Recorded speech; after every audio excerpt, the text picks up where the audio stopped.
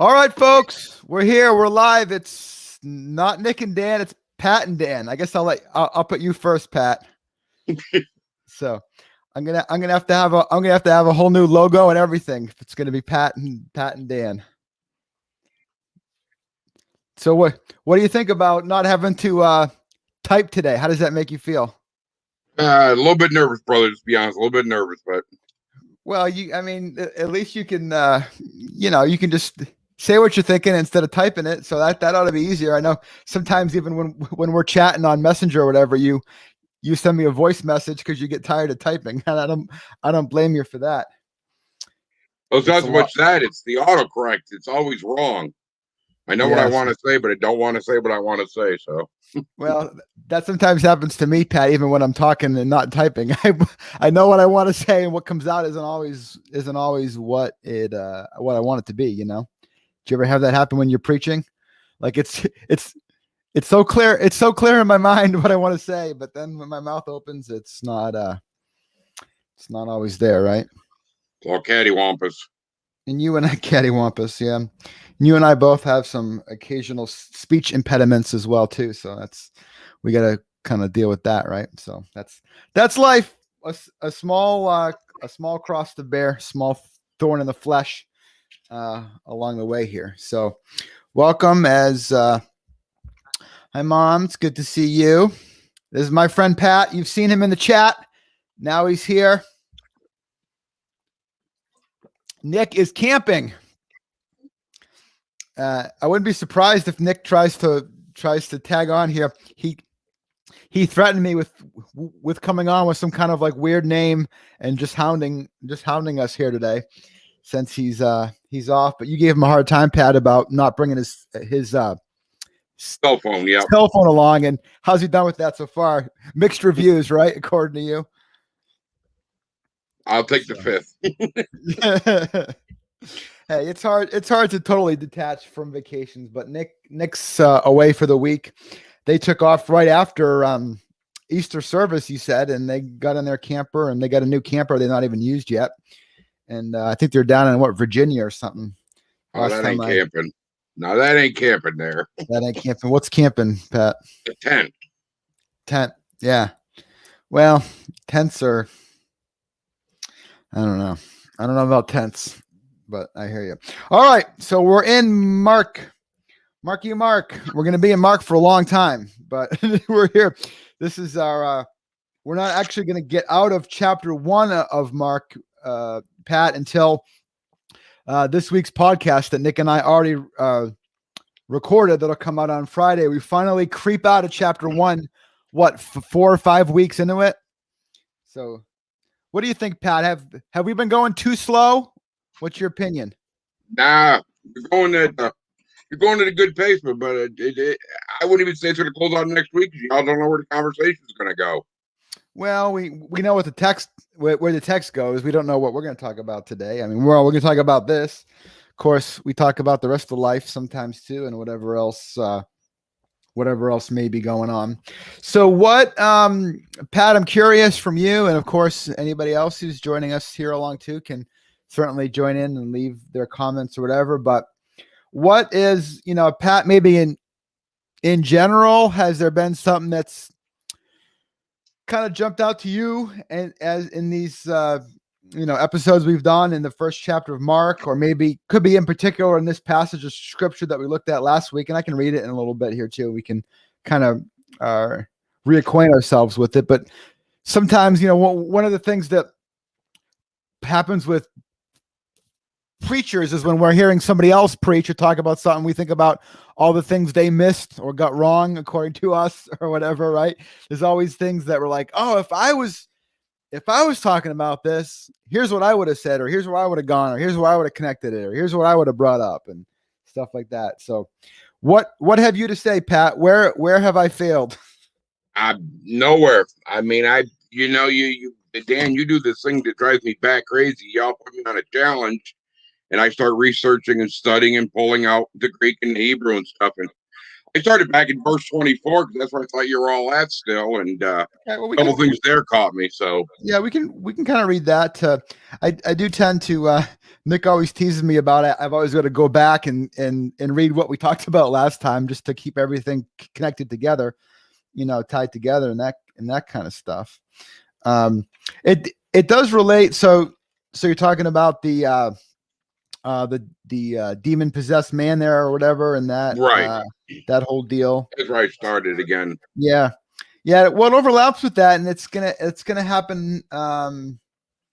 It's gonna happen again. We're gonna see some different healings, some different people with I think what Mark calls, at least in my translation, impure spirits. We oftentimes just call them demon possessed, right? Well, in verse 32. It says that evening after sunset, Jesus brought to Jesus all of the sick and demon possessed. So there you go. Jesus is dealing with all kind of problems. So all right. Well, let me. I won't deny you of your opportunity to share your thoughts about that earlier stuff. So let me just read that passage of scripture, and we can jump in there, and then we'll get into the meat of our discussion here for this particular week. So I'll back up even a little further and just read to give us that context. Verse 21. So Mark 1:21. They went to Capernaum, and when the Sabbath came, Jesus went to the synagogue and began to teach. The people were amazed at his teaching because he taught them as one who had authority, not as the teachers of the law. Just then, a man in their synagogue who was possessed by an impure spirit cried out, "What do you want with us, Jesus of Nazareth? Have you come to destroy us? I know who you are, the Holy One of God." "Be quiet," said Jesus sternly. "Come out of him." The impure spirit shook the man violently and came out of him with a shriek.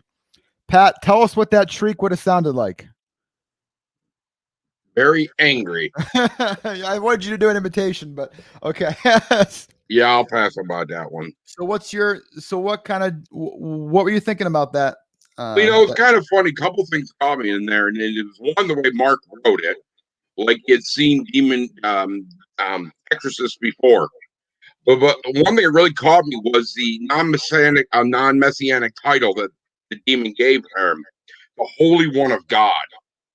He recognized who Christ was, but he didn't give him a quote unquote messianic title. He just said, "You are the Holy One of God." It just really caught me. That and the fact that Jesus said, "Be quiet." And I know we see that later on in Mark. I think it's 440 area where he's telling the waves and the wind, "Calm, be quiet." He's showing his authority. Yeah. Circles back to last week where you're all talking about authority Christ possess. It's just Yeah. The authority piece is interesting. The other thing, and I think in the I'm trying to think of if it was this week or the next one. I'm a little confused because me and Nick recorded 2 episodes in a row, but this idea about like it throws us off when we hear Jesus say, "Don't be quiet, don't tell anyone who I am," because we're like, wait a minute, isn't the whole point to say who Jesus is? So no, because he even told the people, "Don't say I was done here. Just go about." Right. He doesn't want braggers. I think is what he's saying. I don't want you to be a braggart about what happened. I'd rather you be a living example, a walking example of what happened rather than a talking. Sometimes we put so much braggart into something that we simply overlook the miracle that happened. So you're saying you're thinking about living out the change that Jesus brings about rather than spouting off, right? Kind of thing. Well, there's certainly a lesson there for us at times to live out the change that he that he produces in us. So it's I mean, to look about it this way, brother, and I don't mean to interrupt y'all, but I look at it this way. We're quick to talk. Yes. But does our talk and our actions meet one another? I'm going to use an old Confucius phrase: "We have 2 ears and 1 mouth. We hear twice as much as we speak." Yeah. And I think what Jesus is saying is, you know what? I have done something wonderful for you. Show the world with your actions rather than your words. You can preach all you want to preach, but is your preaching matching your walk? Yeah. Well, I think that could fit more with the with the people that are that are healed or cleansed, or Jesus kind of does the exorcism with. But it's a little bit. I mean, I don't think he expects the demon or the impure spirit to walk a redeemed life. He's just kind of getting rid of him, right? That would be a good miracle. At this point, if you can get a demon saved, that's some authority right there. So he just kind of gets rid of them. So, all right, well, we're into kind of the meat of the text here, and if anybody else here has any thoughts along the way, you're welcome to, of course, join in. Thoughts, questions, comments, whatever. This is all about our kind of interactive aspect. If there's something in these texts that you feel like, man, they missed this, or questions, well, I don't get this. This doesn't make any sense. Can you help me understand any of that? Feel free to jump into the comment section and leave us a comment, and we'll interact with it then at that point. So so let's move on into 29 in that section, 29 through 34. Do you want to read that, Pat? Or you like me to read it? Yeah, I'll read it, y'all. That's no problem. As soon as they left the synagogue, they went with James and John to the home of Simon and Andrew. Simon's mother-in-law was in bed with a fever, and they immediately told Jesus about her. So he went to her, took her hand, and helped her up. The fever left her, and she began to wait on them. That evening after sunset, the people brought Jesus all the sick and demon-possessed. The whole town gathered at the door, and Jesus healed many who had various diseases. He also drove out many demons, but he would not let the demons speak because they knew who he was. Okay, there we have that again. So so what stands out to you here in this thing? What would you, if someone threw you this passage and said, here's your Sunday preaching passage, what jumps out to you? I never knew Peter was married. Yeah, well, that's the thing. It doesn't actually talk about it doesn't talk about his wife at all. We don't know if he has a wife, but he has a mother-in-law, so he must have a wife, right? But his wife never gets mentioned, which is interesting. Actually, Pat, I think Paul, and I can't locate in my mind, but says something to the extent of, don't we have a right to bring along a wife like Peter or something? I'd have to look and find that.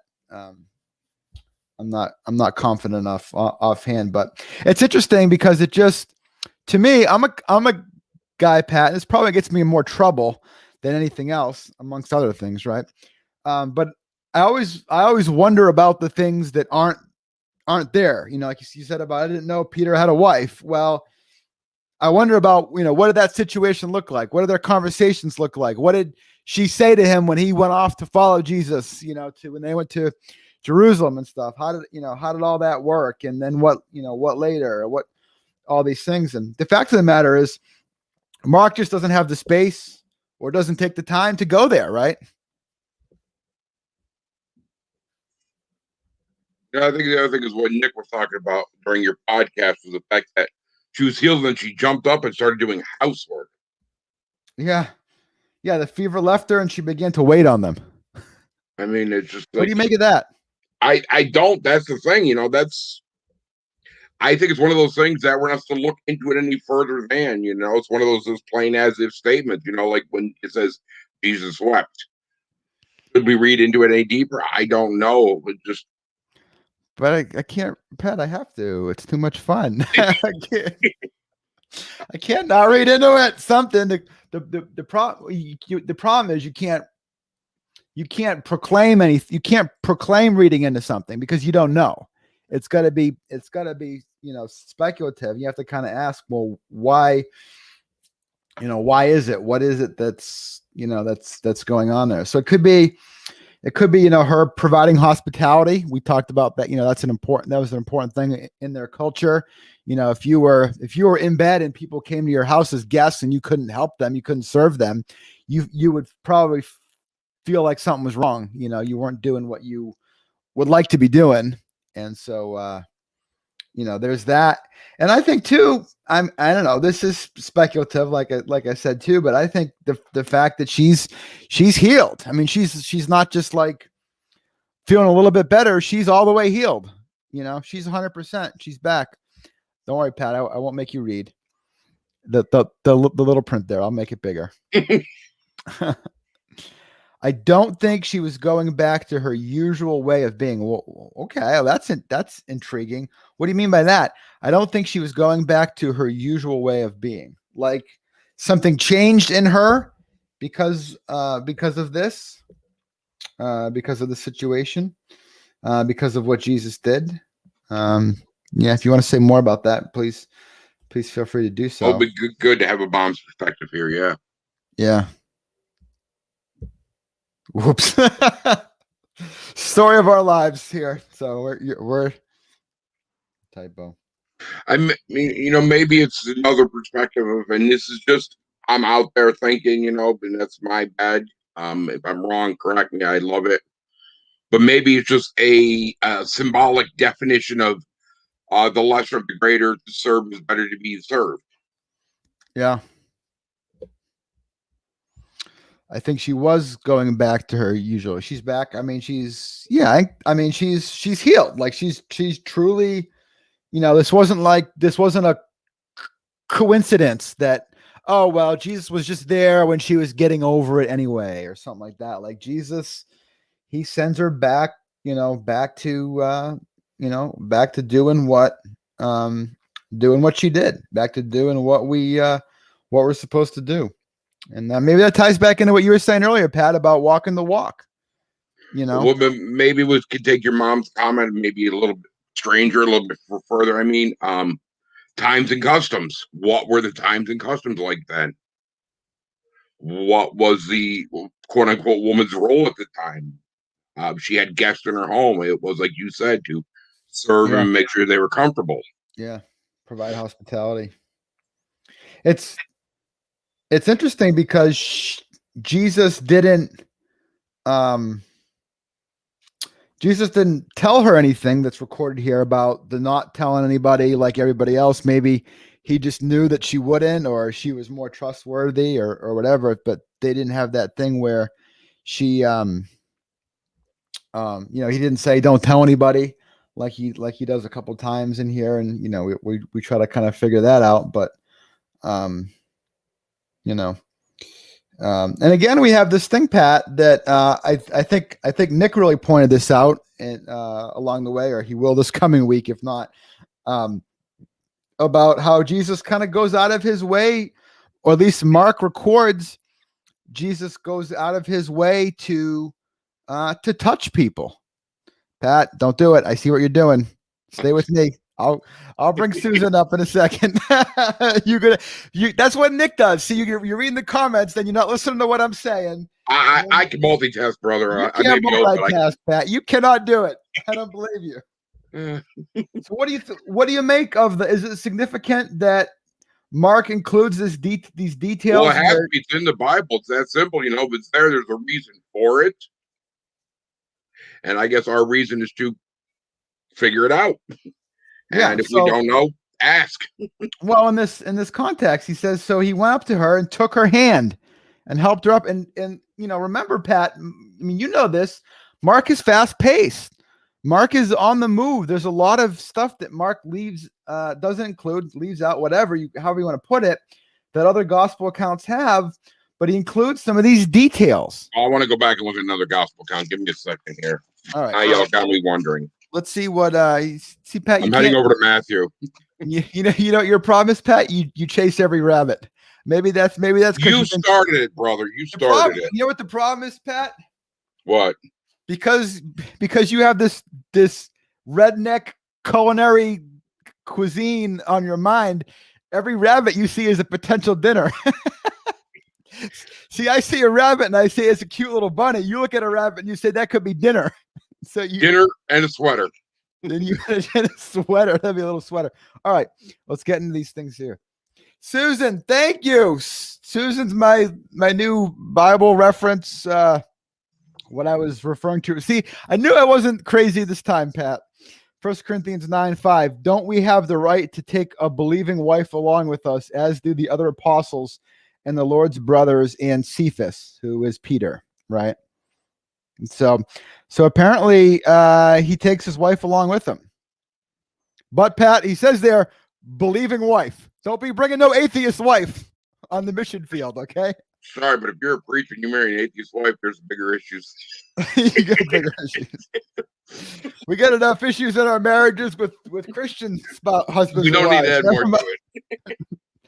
Never mind otherwise. Howard, once you're healed by Jesus, you may go back to what you're doing, but you are a different person. Oh, he brings both the comments together. Yes, different attitude and different way of dealing with things. You know, Howard, that's a great point. And there's several things that could be said here.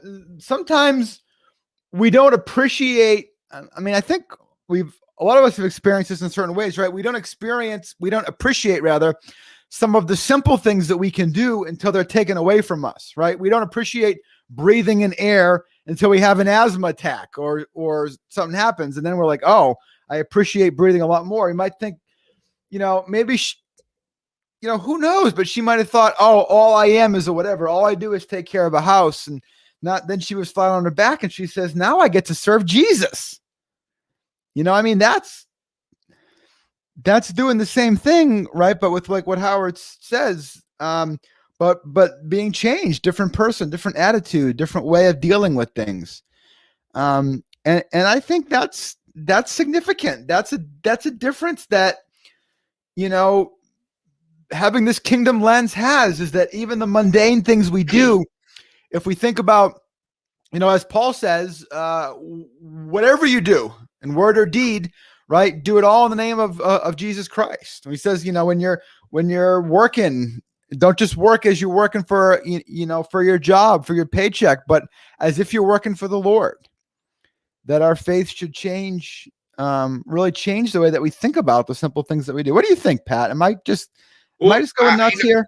I went back a couple verses and I'm really starting to think again, and maybe I'm chasing rabbits, but it's your fault. News spread quickly about him over Galilee, so we know that Peter's mother must have known of who Jesus was, but not what he could do. So she not only got to meet the person as the person, but she got to meet the person as what he was here for. Yeah. And it may have brought a whole different attitude towards her. I mean, we really don't know nothing of her per se. I mean, that's just. Yeah. I think this is the only time that she's even mentioned that I'm aware of. Now Susan can help me in that because she's good at finding stuff there for me. But I don't think Simon's mother-in-law is mentioned again. So there you go. Let's see. Mom says probably wanted to keep the main thing, not getting into insignificant details. So yeah, that's probably a good lesson for me. I like to get into insignificant details sometimes, but so it's good to stay on track, right? So that evening after sunset, the people brought to Jesus all the sick and demon possessed. So word's getting out one way or the other about Jesus. The whole town gathered at the door. I don't know how many people that would have been, Pat. These weren't, they weren't huge towns, but big enough that. Well, so it's like the first after Sabbath revival meeting to me. The first, revival meeting, and it's interesting. They're there gathered at the door. Jesus could have gone outside and maybe given them a better thing, but he's inside, and they're all gathered there at the door, apparently. And so Jesus is he's healing here. Mostly, it seems like more than teaching at this point, right? From the context, the whole town gathered at the door.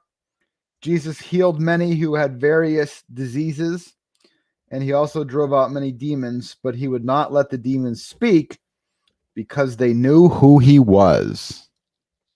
And we talked about that a little bit earlier. So it's one of the challenges there. So what do you think, folks? Any other thoughts about the healing stuff before we go on to the praying stuff? Kind of two different things going on here, and I love this. I love this text, Pat. There's a lot for us to draw out of here, so we're gonna milk it a little bit, okay? Which one? The next one. What comes next? Oh, Verse well, 35. y'all didn't tell me you jumped ahead already, brother. I didn't jump ahead. It's the next verse. I'm reading it in order. Okay. Did you want to say something else? No, I got notes about the next section. Well, do you want to say anything else about the previous section? Anybody else want to say anything else about the healing, about the whole town gathered, about the not letting the demons speak? All right. They're good. They got Howard just popped up. Howard. The last words, they knew who he was, is so important and may have been lost on many churches. You know, Howard, there's probably a little bit of irony in here, right? That the demons know who Jesus is, but sometimes the people that ought to know who Jesus is don't always know very clearly who he is, or they know that he's somebody that can heal them. They know that he can do exorcisms and heal diseases, but are they going to follow him? Are they going to be his disciples? Some will, maybe some won't. Maybe some are just there for the healing, right? But for us, it's so important and may have been lost by many churches. So what would that, what might that look like in your imagination, or others, or Pat as well too? So they knew who he was. It's so important, of course. We all agree with that. It's important to know who he is, and may have been lost by many churches. How does a church lose who Jesus is? I know for one reason, I think one thing, maybe I'm off track with Howard's thinking, and he'll let me know it quick and fast. But sometimes we focus more on what the devil is doing than what God is doing. We seem to give more credit to what the devil is doing. We give more credit than the devil is due. And we forget to focus on what Jesus is doing. And, he basically said, shut up. You have no place here. You have no say here.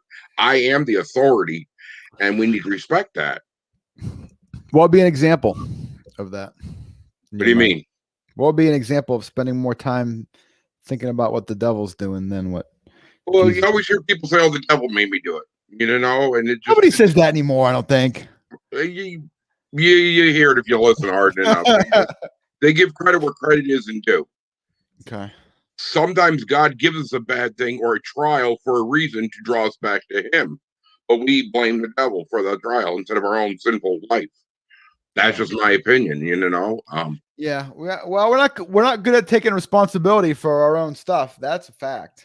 And how many churches literally remembered to teach the people that who knows the Bible just as well as God does? Not us. The devil does. He knows what's going to happen, and he's going to try to use it to his advantage. Yeah. It makes it purview that we study this word and know it inside and out as well. Yeah, and not just know it, but know the heart of it, right? Know application the Lord, of it.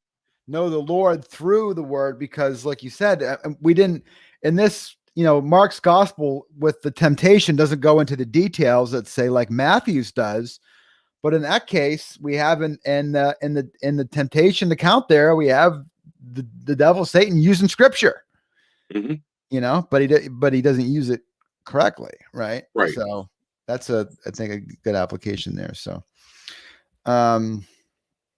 Howard says, we have people come for stuff, for entertainment, for love of the leadership, and miss that in worship they are in the presence of Jesus.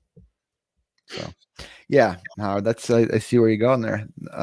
Yeah, and we'll see that. I mean, I don't recall how clearly it comes out, particularly in Mark. I think in Luke and John that I know more particularly, that there's times when the people turn back. They want to get fed, they want to get healed, they want to get blessed, so to speak. They want to receive something, but then when it comes time for costing something or sacrificing something or getting uncomfortable, then people are they're gone, right? They're saying, well, I didn't sign up for this. All I signed up for was all the benefits, all the blessings.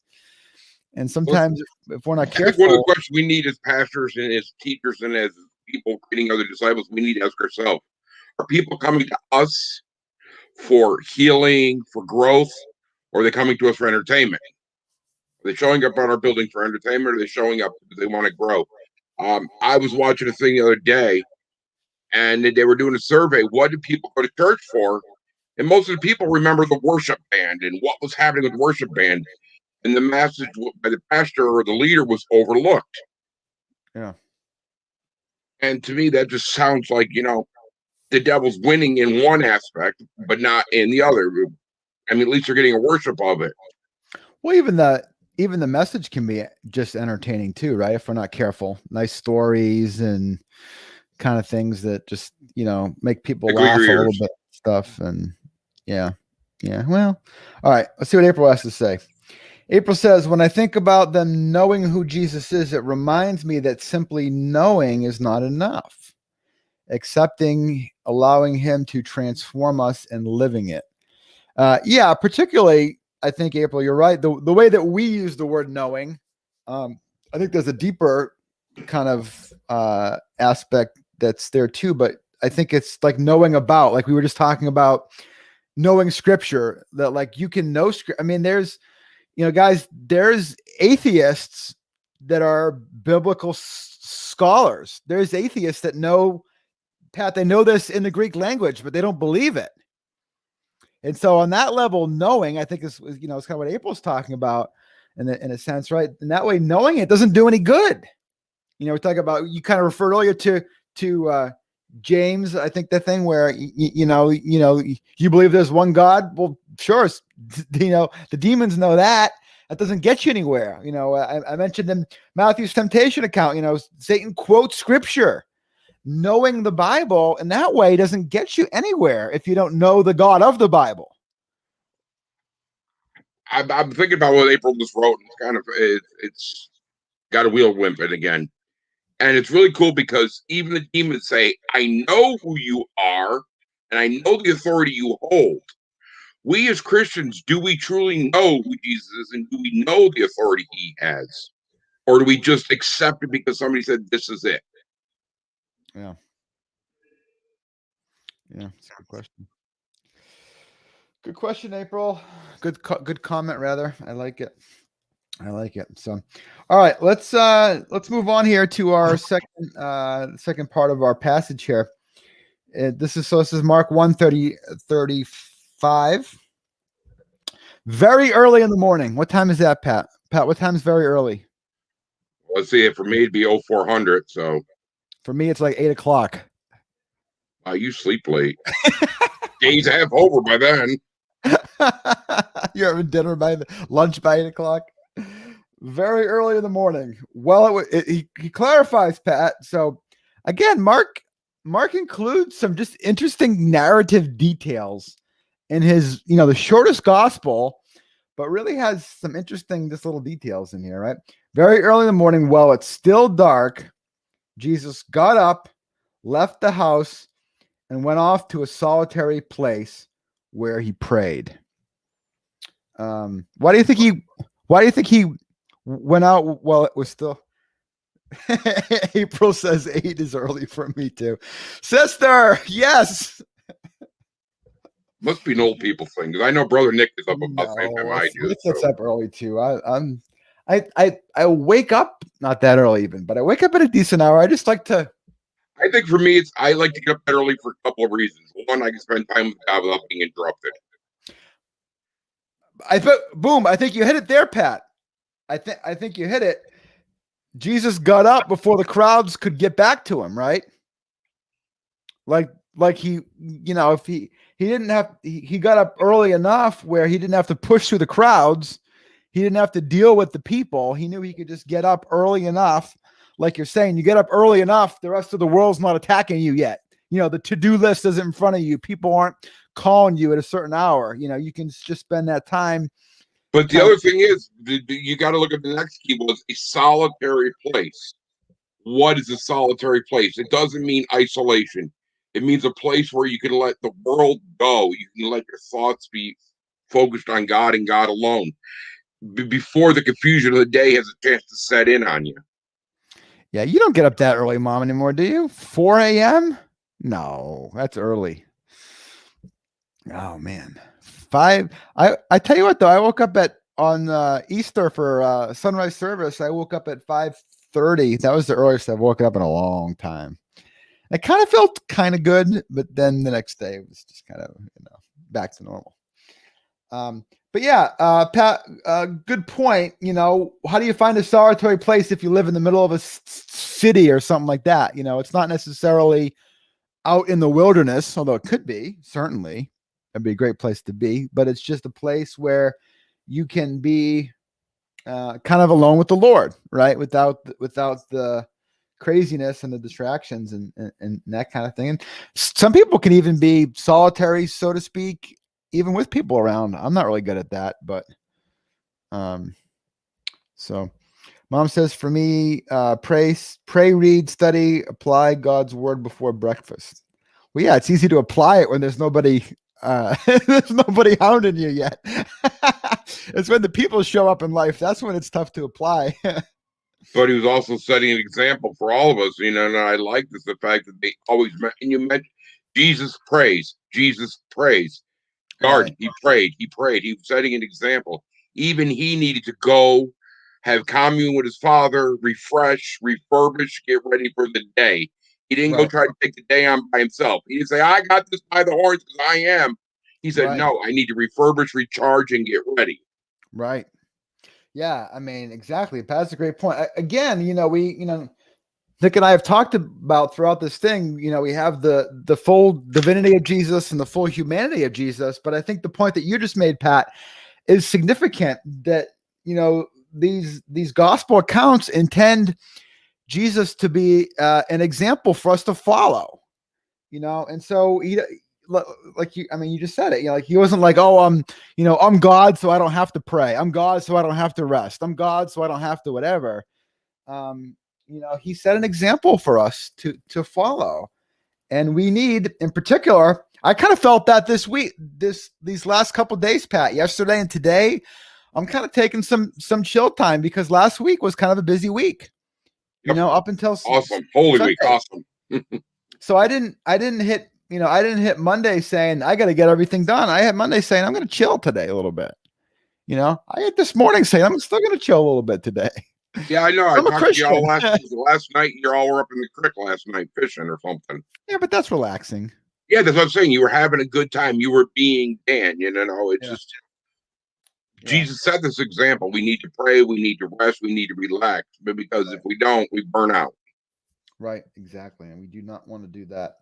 And then I love Pat and company, the interaction that comes there in the next verse with Jesus and Simon and the others, right? So verse 36 here.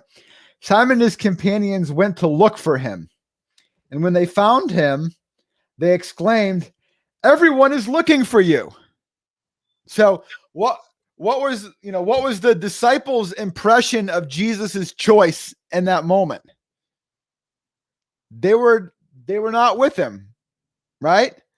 They said, "Jesus, we got stuff to do here." So to speak, which is interesting. There's people looking for you. Why are you out here when they need you there? I mean, there's a lesson in here, Pat, isn't there? Yeah, I would say there is. It's a twofold ministry message for me. It's one, it's it's with your name. Hey Pat, I'm looking for Jesus. Stuff needs to be done. Why am I? Why is everyone looking for Jesus? Why aren't we? And we need to start looking for Jesus, not just for what he can do, but for what he is. Yeah. It just seems like a little kid. I always look for mom or dad when they want something or need something, and that's what Simon seems to be doing here.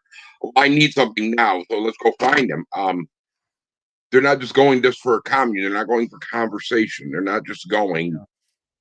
Well, there's always pressure, Pat. There's always more to be done too, right? I mean, there's always things. I mean, when we take a day off, when we take time off, even a couple hours off in the morning, you could look at your to-do list and say, what you're just praying? Are you just listening to God? Are you just like why are you doing that? There's stuff to do.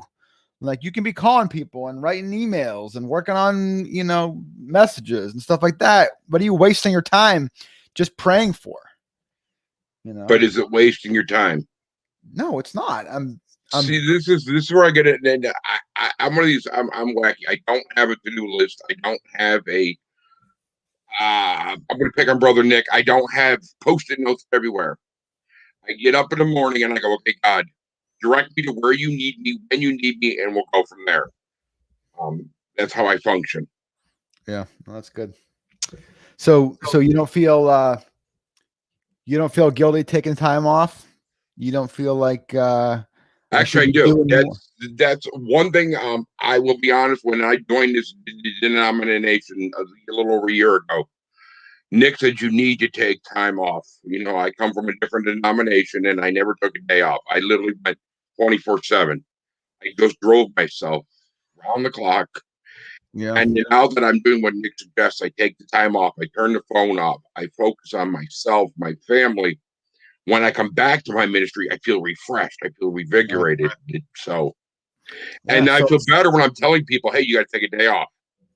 I'm doing it myself. Y'all got to do it too. Yeah.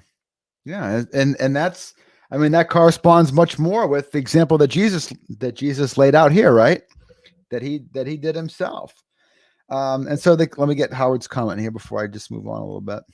Howard says, notice the word everyone, an example of making things bigger than they really are. I think there may have been someone still in bed by 8 o'clock not looking for him. Really? Is everyone, this is like well, the other example is that we overlook is it shows us that Jesus slept. Yeah. He didn't just keep going around the clock. He wasn't. I think you said it the best there in your podcast, the Energizer Bunny. Yeah, and I laughed trying to picture, him running around like the Energizer Bunny. He literally rested. He prayed. He set the perfect example. Yeah. Yeah. That's a good comment, Howard. Everyone's looking for you. Really, Peter, everyone. Like, could you make a list for me?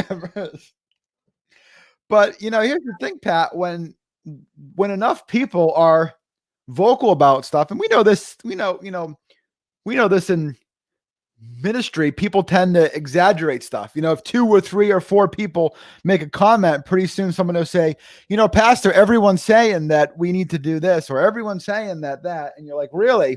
Who's that everyone? And then when it comes time to name names, there's no names that ever come up, right?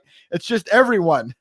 Well, I got a pickle, and then I'm going to use Howard's question, and then maybe Howard's got an answer. Here we see him saying everyone is looking for him. Just the night before, everyone was at his door being taken care of. So what everyone now are they talking about the next morning? Yeah. Is there someone that we missed that wasn't in the everyone from the night before? Well, not everyone that was there, I'm sure, I had a chance to get to Jesus if there was a lot. But do you see the point I'm making? The same idea is there. Yeah, and I think in both cases, maybe to Howard's point, the everyone is probably hyperbole. So for example, let's go back to an Old Testament story I was going to mention in a different way a minute ago, but Elijah on Mount Carmel, that showdown with the prophets of Baal, the narrative there says all of Israel was there. Well, was every single person in the whole country of Israel on Mount Carmel? I doubt it. The idea is that people from all around were there. There's a lot of people there. Representatives were there, and it's intended to paint a picture. Everyone was gathered outside. Was it literally every last person? I don't think that's the idea. The point, he's trying to paint a picture of the turnout, right? That it's huge. If you were to say the whole, there was a tent revival in Mount Carmel and the whole town was there. Well, that would be believable. We don't have that many people here. Yeah, it's like 5 of you, so you're all there. You just count it like just do a census. Dan, for this case, I think I like to next first the best with the red letters with King Jesus when he's talking. Yeah. So Literally, yeah. I like when he says, "Let us go somewhere else to the nearby villages, so I can preach there also. That is why I've come. I don't have time. I have time for everyone, but not these everyone's. I need to go to the next village. That's why I'm here to keep going, not just to stay in one place." And then that Well, shows the mystery of discipleship. We're supposed to go. yeah. Can you imagine, Peter's face or his reaction to this? It's not recorded here, but you have his first statement when he finds Jesus. They collectively, the disciples, they find Jesus. They say, Jesus, what are you doing? Everyone's looking for you. I think the implicit idea there, right, is that they expected him to go back. Jesus, we got to get back there. There's too much to do. And for him to be and alone in that solitary place, not there to start with, but then when he says we're not going back at all, we're going What? somewhere else, it's been like, what do you mean we're not going back? Everyone's looking for you. Everyone's looking for you. We're not going back. We're going somewhere else. All right, let me get Howard's comment here before we move on. Could it be that people were so thrilled that they wanted to see what is next? Yeah. When lives are changed or saved, people want more. Hopefully more for more of God's glory, but not also. Yeah, Howard, probably too. The disciples are so excited about what they were seeing. They're seeing healings, they're seeing exorcisms. They're seeing all these things happening, and they probably want more of it too, right? Because they're kind of, we can kind of get to be like miracle junkies. They want more. But Pat and everyone else, these red letters, so to speak, are so important.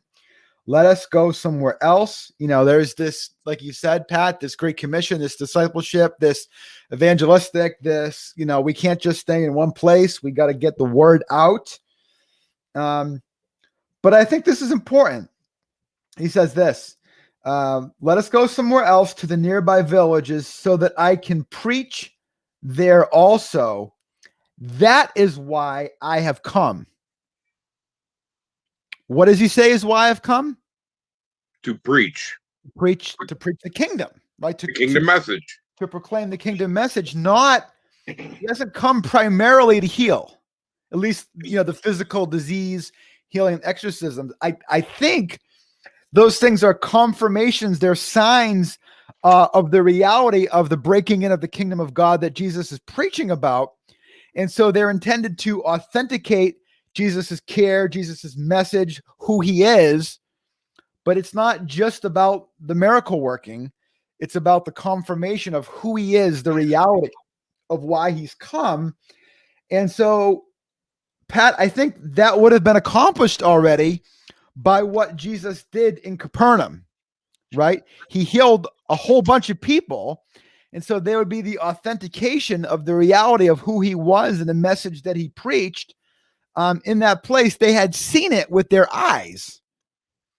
But now there's other places where that wasn't the case. And so he's saying, well, now we have to go other places too to proclaim this message. Well, I'm trying to remember where I read it, but I know it's in here where he does the great commission and he says, and healing's like at the beginning, but it's the authority towards the preaching and teaching. It doesn't seem to be the primary, whereas the preaching and the teaching seem to be the primary of the Great Commission. Well, yeah, he wants to, right? And he knows that he's not gonna be there in his physical presence forever. The person is going to be his church, his disciples that are there, and we know that although they're going to do some healings and exorcisms and things for a while, that's not going to continue to the same extent, the same focused way that it did at that point. And so, what he's wanting people to do is catch hold of this message, to really believe it and have it be authenticated, but he wants to get it out wide. And so he's on the move, right? All right. What do you guys think about it? Have other thoughts about this, about the, let's go somewhere else? Do you think he's, I mean, it's kind of sad if you're the person that's next in line that doesn't get the healing just then or whatever, but that's what the Bible says anyway about it. So I think let's take just the modern times, Dan, and think about last year. We were all shut down, and the churches had to go outside of their comfort zone and bring the message outside of their building. So many Yeah, times we get stuck in our building that we're not doing what Jesus said to go out to the next town, go out to the next village, yeah, and bring the message. And then this is the example he's setting. Yes, like Howard said, that they're hungry, they want to know more, but yeah, we got to keep. They didn't have Twitter and Facebook back then. They literally had to go town to town to town to town. yeah. Well, I think too, the core idea is that it's not bad to be the recipient of blessing. It's not bad to be the recipient of teaching and ministry, but the point of everything that we receive from the Lord or from the Lord's people is to empower us then to go out, right? That we receive in order to give. We receive grace in order to share that grace. We receive the gospel in order to go and share the gospel. We receive God's mercy in order to become merciful people. And if we simply become consumers, where we're just saying, well, Jesus, just stay here and keep on blessing me.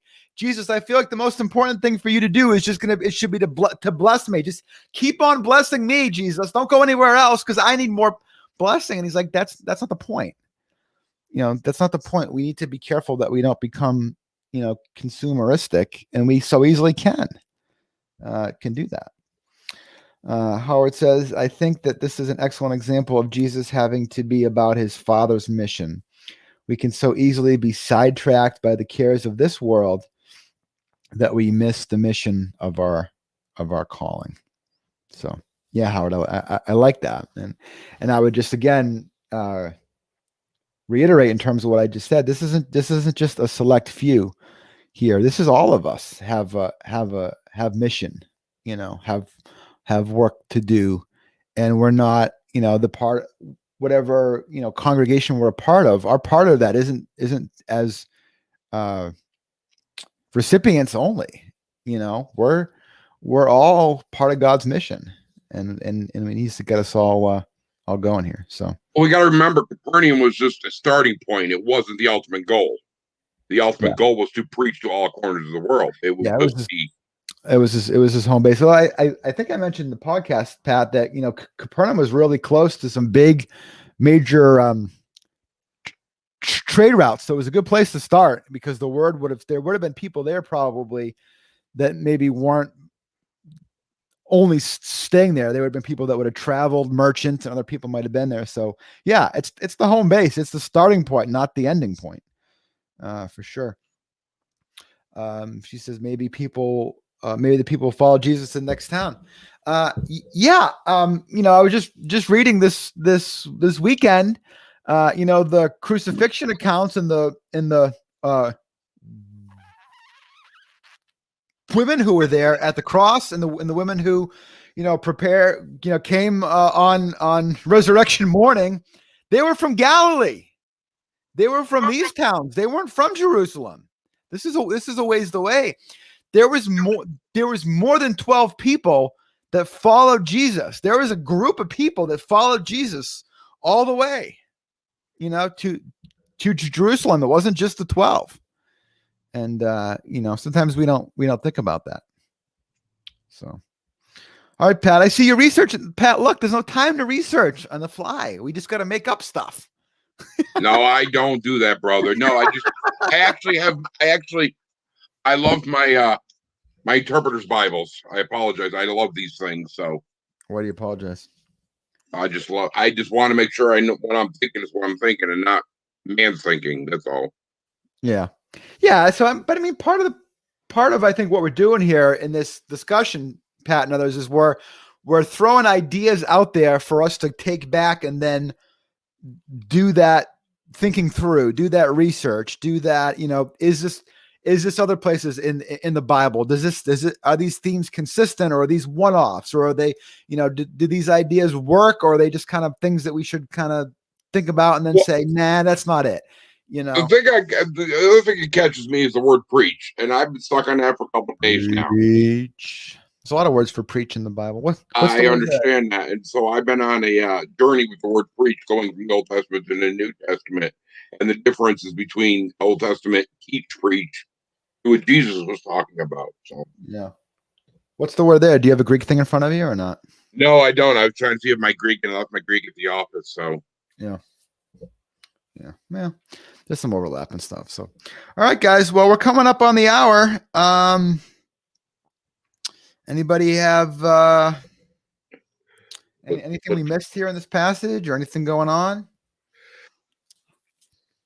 with it, Pat? Pat, what else? What I like the closing out statement on verse 39. So we traveled throughout Galilee, preaching in their synagogues and driving out demons. But I like the key word there, Their, there. How is that synagogue. significant? How is that significant for you? Because it wasn't his. It wasn't where he was. It was where they were with the law. Okay. And what was he there to do? Preach. And that just caught me, this kind of weird that Mark specifically mentioned their synagogue with the IER. It's all. Okay. Yeah. The synagogue in each place there, each town. So yeah. He went to them, something significant going on there. No doubt. So Jesus is on the move. Next week, we're going to some more healing, some opposition for the first time here. We're going to see Jesus comes up against some folks that aren't a big fan of what he's doing. So I know Pat's excited about that, right? Like a little bit of Pharisaical opposition coming into the scenario here. So, guys, as we close up, keep our friend Ashley in prayer. She has surgery today, maybe right now, Pat. Yeah, she's in it right now.